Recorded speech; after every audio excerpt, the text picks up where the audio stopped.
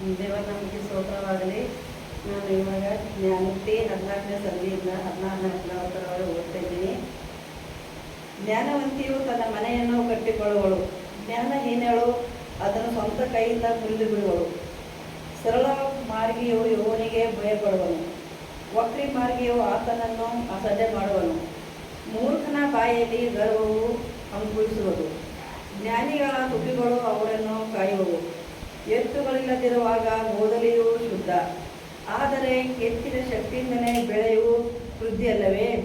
ಸತ್ಯ ಸಾಕ್ಷಿಯು ಸುಳ್ಳಾಗದು, ಸುಳ್ಳು ಸಾಕ್ಷಿಯು ಅಸತ್ಯವನ್ನೇ ಆಡುವುದು. ಧರ್ಮನಿಂದಕನಿಗೆ ಹುಡುಕಿದರೂ ಜ್ಞಾನವು ಸಿಕ್ಕದು, ವಿವೇಕಿಗೆ ತಿಳುವಳಿಕೆಯು ಸುಲಭವು ದೊರೆಯುವುದು. ನೀನು ಜ್ಞಾನಹೀನನ ಬಳಿಗೆ ಹೋದರೆ ಅವನ ತುಟಿಗಳಲ್ಲಿ ಯಾವ ತಿಳುವಳಿಕೆಯೂ ಕಾಣಲಾರದು. ಮಾರ್ಗವು ಗ್ರಹಿಸಿಕೊಳ್ಳುವುದೇ ಜಾಣನ ಜ್ಞಾನ, ಮೂಢರ ಮೂರ್ಖತನವೇ ಮೋಸಕರ.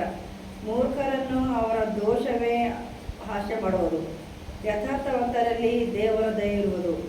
ಪ್ರತಿಯೊಬ್ಬನು ತನ್ನ ಹೃದಯದ ವಾಕುಲ್ಯವನ್ನು ತಾನೇ ಗ್ರಹಿಸಿಕೊಳ್ಳುವನು, ಅವನ ಆನಂದವು ಯಾರೂ ಪಾಲುಗಾರಾಗುವುದಿಲ್ಲ.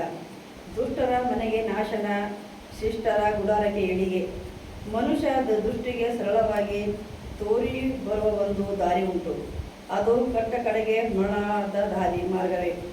ನಗುವನು ಮನೋವ್ಯಥೆ ಉಂಟು, ಉಲ್ಲಾಸದ ಅಂತ್ಯವೇ ವ್ಯಾಕುಲವೇ. ಭ್ರಷ್ಟನು ಕರ್ಮಫಲವನ್ನು ತಿಂದು ತಿಂದು ದಣಿವನು, ಶಿಷ್ಯನು ತನ್ನಲ್ಲಿ ತಾನಾಗಿ ತೃಪ್ತಿಯಾಗುವನು. ಮೂಢನು ಯಾವ ಮಾತನಾದರೂ ನಂಬುವನು, ಜಾಣನು ತನ್ನ ನಡತೆಯನ್ನೇ ಚೆನ್ನಾಗಿ ಗಮನಿಸುವನು.